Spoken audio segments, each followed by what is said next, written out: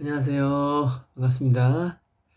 오늘 말씀은 민수기 4장에서 8장까지 말씀입니다. 요절 말씀은 6장 24에서 26절 시작. 여호와는 내게 복을 주시고 너를 지키시기를 원하며 여호와는 그의 얼굴을 내게 비추사 은혜 베푸시기를 원하며 여호와는 그의 얼굴을 내게로 향하여 드사 평강 주시기를 원하노라 할지니라 하라. 오늘 4장은 계속해서 이제 이동을 준비합니다. 이제 10장에서 출발을 할 건데 그 전에 어떻게 가야 할지, 가는 것을 어떻게 준비해야 할지 이제 준비 과정으로 이제 3장에서 레위 지파의 수를 셌는데 4장에서는 레위 집안 중에서도 이제 3개의 집안이 있습니다. 고핫 자손, 게르손 자손, 무라리 자손이 있는데 집안별로 성막을 어떻게 분해해서 이동시킬 것인가 이걸 나눕니다. 고핫 집안에 아론과 모세가 있습니다. 고핫이 아론과 모세의 할아버지입니다.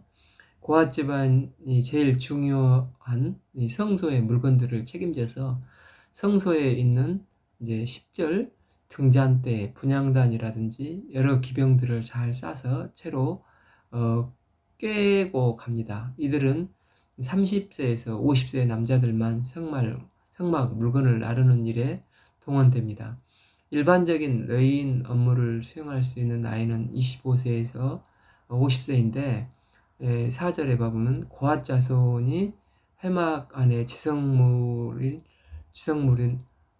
할 일은 이러하니라 하고 5절부터 16절까지 이제 아론의 아들들이라고 나오는데 아론의 아들들이 성막을 분해해서 포장을 합니다. 11절 칸막이는 휘장을 증거계를 덮고 해달 가죽으로 덮고 13절 보자기들로 진설병 등잔대 등을 포장을 합니다. 이거는 그냥 레위인이 하는 것이 아니라 15절 아론과 아론의 아들들이 합니다. 그래서 아론의 큰아들 엘르알살이 고핫 자손을 감독하고 게르손과 무라리 가족은 이다말 아론의 둘째 아들이 감독을 합니다. 16절을 보면 제사장 이제 아론의 아들 에르알살이 맡은 것은 등유와 태우는 향과 항상 드는 소재물과 관유이며 장막 전체 그 중에 있는 모음들과 성소와 그 모든 기구입니다. 이렇게 포장을 해놓고 고핫 자손들이 이것을 매는 겁니다. 고핫 자손이 성서 안에 있는 가장 중요한 증거계, 등잔대, 떡상 등을 매는 역할을 하는데 19절에서 아론과 그 아들들이 들어가서 고핫 자손이 각 사람의 해야 할 일과 메고 갈 것을 하나하나 정해 주도록 합니다. 고핫 자손들이 이걸 매기는 하지만 포장하기 전에 쳐다보면 안 됩니다. 20절에 성막에 들어가 성물을 잠시라도 쳐다보았다가는 죽음을 면치 못하리라 하십니다. 22절에 게르손 자손들은 천으로 된 것을 이제 휘장이나 덮개 같은 것들을 또 커튼 같은 것들을 나르고 무라리 가족들은 31절 2절에서 밑판이나 널판지 등 판자로 된 것들과 기둥이나 받침대 등을 나릅니다. 정리하면 고핫 자손들은 증거계, 진설병, 등잔대, 향단, 청소기구 등 제단에 관련된 성물을 운반하고 게르손 자손들은 성막의 휘장문, 줄 등 천으로 된 것들을 운반합니다.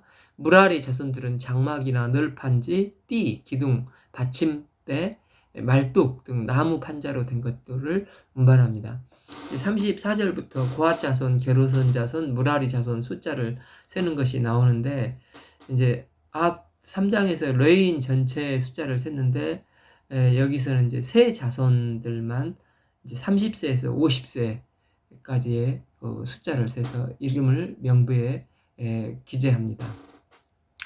5장부터 이동 중에 지난번에 말씀했던 율법을 첨가된 부연 설명으로 다시 말씀하는 부분이 나옵니다. 2절에 전염병이나 나병, 유출병은 주의해야 합니다. 이 두 가지 병이 있을 경우에는 이동을 하는 중에도 진에서 격리하고 즉시 따로 떨어져서 오게 하고, 마찬가지로 7일이 지나서 호전이 되면 진으로 다시 복귀할 수가 있습니다. 5절, 10절에는 광야를 진행하면서 이제 분쟁이 나거나 사람에게 잘못을 했을 때가 있을 수가 있지 않겠습니까? 6절에 남자이든 여자이든 여호와께 거역하고 죄를 지었으면 7절, 그랬을 경우에는 5분의 1을 더해서 그 사람에게 배상해 줘야 합니다. 즉 일정의 이제 속건제를 드려야 한다고 말씀합니다. 8절, 만일 죄값을 받을 만한 친척도 없으면 제사장에게 이 속건제를 드리면 됩니다. 이 죄는 영적으로 하나님께 지은 죄가 아니라 사람에게 잘못했을 경우에 민사상의 잘못입니다. 그런데 그 사람과 사람 사이의 관계의 잘못도 여호와께 거역한 것으로 표현함으로써 우리의 삶이 얼마나 이렇게 중요한지를 하나님께서 말씀하신다고 볼 수 있습니다. 이제 11절에서 13절은 의심의 소재라는 내용이 길게 나옵니다. 참 독특한 내용이죠. 이제 12절에서 이스라엘 자손에게 말하여 그들에게 이르라, 만일 어떤 사람의 아내가 탈선하여 남편에게 신유를 저버리고, 13절, 한 남자가 그 여자와 동침하였으나 그의 남편의 문에 숨겨 드러나지 아니하였고 그 여자의 더러워진 일에 증인도 없고 그가 잡히지도 아니하였어도 그 남편이 의심이 생겨 그 아내를 의심하였는데, 한마디로 아내가 이제 바람을 피웠다는 겁니다. 문제는 증거가 없는 경우입니다. 부연 설명으로 된 율법이라고 했는데 고대 이 가부장적인 사회에서 굉장히 자주 있었던 일이었을 것입니다. 아내들이 바람을 피운 게 많았다기보다 아내를 의심하는 경우가 많았다는 겁니다. 물증이 확실히 있고 증인이 확실히 있으면 아내와 바람이 난 남편 둘 다 간통죄로 처벌하면 됩니다. 그런데 지금의 경우에는 실제로 잡힌 것은 아무것도 없는데 남편이 의심을 하고 있다는 것입니다. 이랬을 때 어떻게 합니까? 14절, 의심의 소재를 드리고 이제 15절, 아내를 데리고 제사장에 가서 이제 헌물로 의심의 소재를 드리죠. 그 다음에 제사장이 16절 여호와 앞에 세우고, 17절 토기에 물을 담아서 성막 바닥에 먼지와 티끌을 물에다 조금 넣고 이 여인에게 맹세를 시키는 겁니다. 만일 내가 진짜로, 20절, 내 남편을 두고 탈선을 해서 다른 남자와 동침해서 더럽힌 일이 있다면, 21절, 22절, 이 물이 저주가 될 것이고 그런 일이 없다면은 이 물이 독이 되지 않아서 괜찮을 겁니다. 그래서 25절, 이 여인이 선언하는 것들을 26절 태우고 이 물을 마시는 겁니다.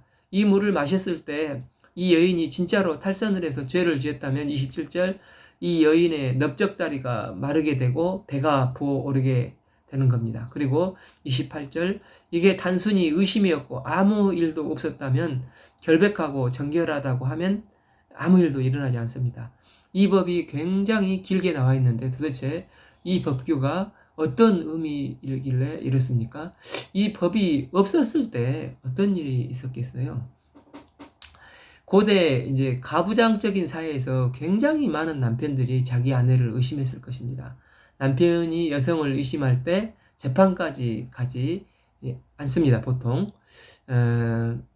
지금도 중동 지역은 여성의 인권이 낮은 지역으로 중동 전체 문화가 그렇습니다. 만약 남편이 아내를 의심하면 재판으로 가지 않고 즉결 처분이 되기 쉬웠을 것입니다. 이스라엘은 남성 중심 사회로 여성들은 하등하다, 이런 고정관념이 있어서 실제 족보에도 여성은 숫자를 넣지 않고 이랬지 않습니까?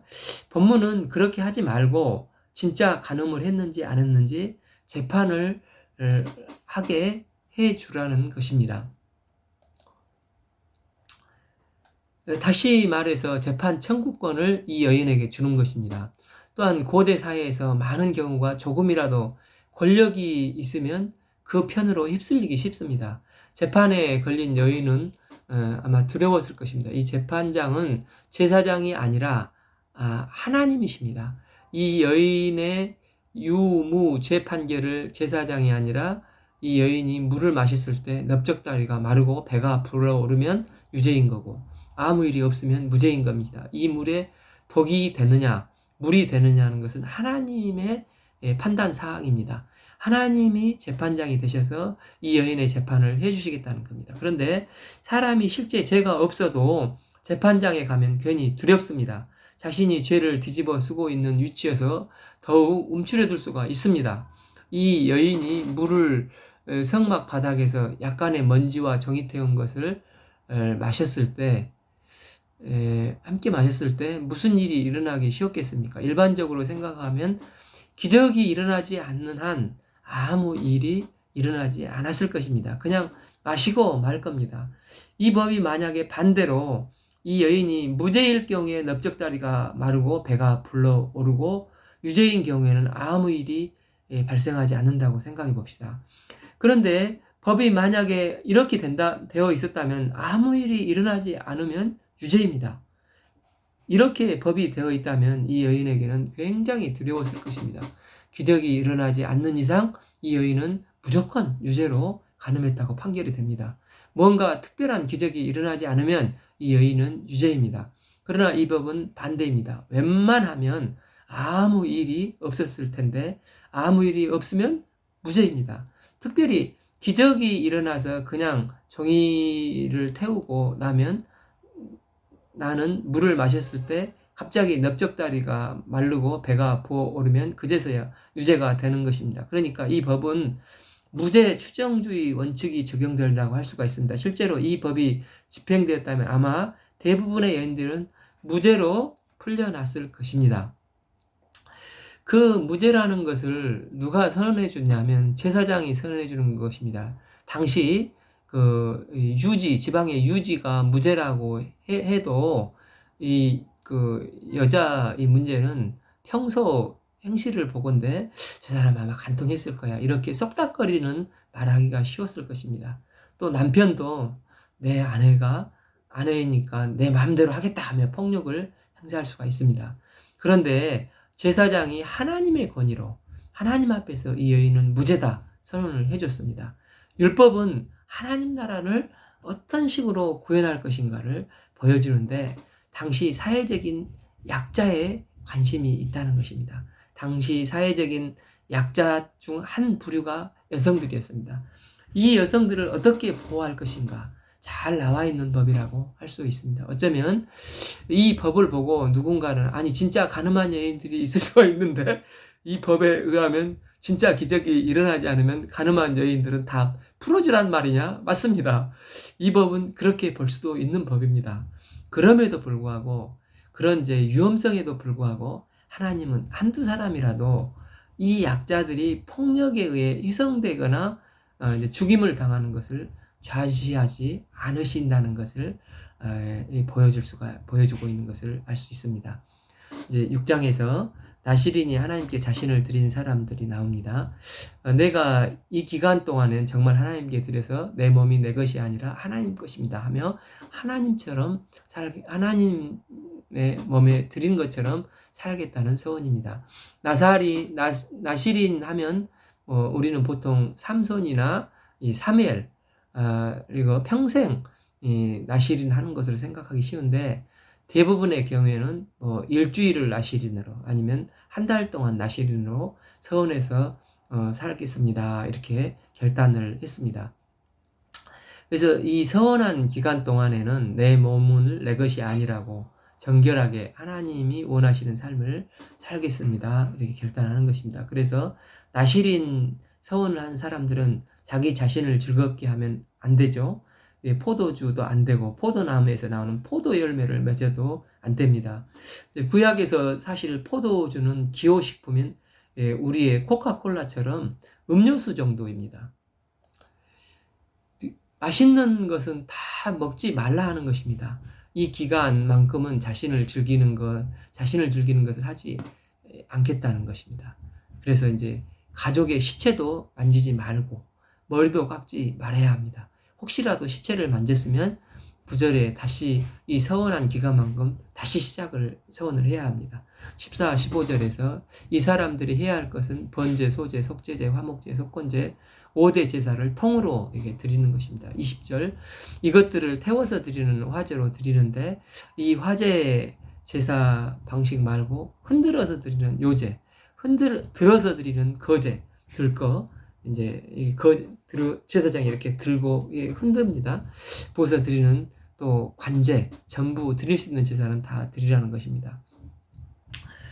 이렇게 나시린 규례는 하나하나 정결한 삶으로 또 나 자신의 만족을 구하지 않는 삶으로 사는데 이걸 보면 우리는 어찌 보면 영적인 나시린이라고 할 수가 있겠습니다.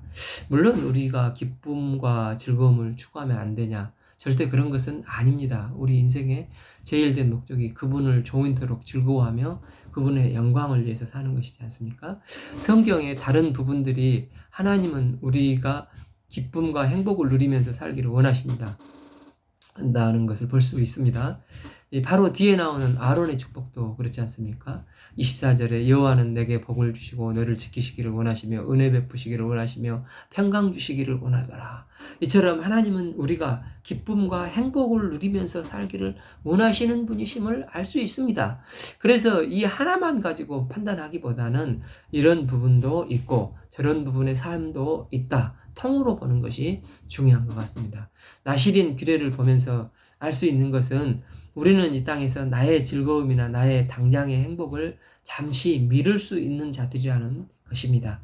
이것은 완전히 영원히 안 하는 것이 아니라 이 기간 동안 미루는 것입니다. 이 기간이 딱 차면은 그때부터는 20절 이후에는 나시린이 포도주를 마실 수 있느니라. 그러니까 우리의 즐거움을 잠시 하나님 안에서 정결한 삶을 위해서 또 하나님과 바른 관계성을 위해서 유보할 수 있다는 것입니다. 특별히 주님을 만나는 그날까지 우리는 때로는 나의 그 욕심, 즐거움을 또 슬픔까지도 당장 유보할 수 있는 영적인 나시린이 되었으면 좋겠습니다. 아론의 축복 기도는 여호와는 내게 복을 주시기를 원하며 25절 여호와는 그의 얼굴을 내게 비추시사 은혜 베푸시기를 원하며 26절 여호와는 그의 얼굴을 내게로 향하사 평강 주시기를 원하노라 할지니라 하라. 이것을 이스라엘 자손에게 축복하라. 그러면 하나님께서 내가 축복하는 대로 복을 주시겠다. 이렇게 하시는 것입니다. 야곱은 이제 노년에 젊었을 때는 파란만장한 삶을 살았지만 노년에 들어서 바로를 비롯해서 어디를 가든지 축복을 해주는 삶을 살았습니다. 이처럼 우리는 영적인 제사장들로 우리가 복을 받을 뿐만 아니라 우리가 어디를 가서도 주님의 이름으로 주님의 자녀들에게 축복을 하면서 삶을 살 수 있기를 바랍니다. 받을 수 있는 그런 우리가 영적인 제사장들이다. 바로 영적인 제사장들이 나다 생각하면서 읽었으면 좋겠습니다. 7장 2절을 보면 이제 성막을 완공하고 봉헌식을 하는 날에 이스라엘 대표들이 소와 수레를 레인들이 쓰도록 헌물로 드리는 것이 나옵니다. 소와 수레는 무라리 자손과 게르손 자손이 성막을 이동할 때 사용합니다. 이동할 때 여러 가지 물건을 이제 이동하려면 무겁지 않습니까? 그래서 황소와 수레를 가지고 나옵니다. 5절 그것을 그들에게 받아 레위인들에게 주어 각기 직임대로 회막에 봉사에 쓰게 할지니라. 7절 게르손 자손에게는 그들의 직임대로 수레 둘과 소 4마리를 주었고 게르손 자손들은 방금 성막의 휘장문, 줄 등 천으로 된 것을 운반한다고 했습니다. 8절 무라리 자손에게는 그들의 직임대로 수레 넷과 소 8마리를 주고 무라리 자손들은 장막의 널판지, 띠, 기둥, 받침, 말뚝 등 나무 판자로 된 것들을 운반한다고 했습니다. 그러나 고핫 자손들에게는 아무것도 주지 않았습니다. 9절 고핫 자손에게는 주지 아니하였으니 그들의 성소의 직임은 어깨로 매는 일을 하는 까닭이더라. 고핫 가게는 성소의 가장 중요한 성물을 옮기는 일을 하지 않습니까? 이 사람들은 황새나 수레를 사용하지 않고 전부 자기들이 채에 꽤 넣어서 걸어서 이제 운반해야 합니다. 가장 소중한 물건이기 때문에 우리들도 이사할 때는 중요한 물건은 이삿짐 센터에 맡기지 않고 직접 들고 가는 것과 비슷한 도리입니다. 이제 7장 뒷부분에 매우 깁니다. 왜냐하면 12지파의 대표들이 각각 12지파의 이동에 필요한 것들을 마련하기 위해서 재물을 가지고 오고 오는 장면들이 한 지파 한 지파 다 써있고 똑같은 내용을 기록하고 있습니다. 이제 주목할 점은 여기서 첫 번째와 일곱 번째 가장 중요한 순서라고 할 수 있는 자리에 유다 지파와 에브라임 지파가 있음을 유념하시면 좋겠습니다. 이제 12절 첫째 날에 헌물을 드리는 자가 유다 지파 아미나답의 아들 나손이라. 48절 일곱째 날에 에브라임 자손의 지휘관 암미후시 후스 아들 사마가 헌물을 드렸는데 이렇게 나오고 있습니다. 8장에서 등잔에 만드는 법이 짧게 나오고 레위 가족을 하나님께 봉헌하는데 인간을 제물로 바치는 장면이 나옵니다. 인간을 제물로 바친다는 것은 태워서 이제 화제로 드리는 것이 아니라 이렇게 흔들어서 요제로 레인을 하나님께 바치는 기도를 하는 것입니다. 레인들 한 사람 한 사람이 직접 하나님의 일을 감당하기 전에 하나님께 드려지는 일이 필요합니다. 우리가 먼저 주의 일을 하기 전에 좀 그의 나라와 의를 구하며 주님께 드리는 자세가 필요합니다. 등잔 때는 성전 안에 있는 7개의 가지가 달린 7개의 등잔이 있는 등잔대입니다. 등잔은 기름에 심지를 꽂아서 드리는 것인데 왜 레인과 연결이 됩니까? 2절에서 성전을 밝히는 등잔이 하나의 촛불로 되어 있지 않고 7개의 촛불로 되어 있습니다. 하나면 꺼질 것 같아서 그렇습니다. 이게 꺼지면 큰일 납니다. 이 불은 그냥 불이 아니라 하늘로부터 내려온 불이기 때문에 절대 끄면 안 되고 레인들이 앞으로 해야 할 일 중에 가장 중요한 일 중에 하나가 이 불이 꺼지지 않도록 기름을 계속해서 채워 넣는 것입니다.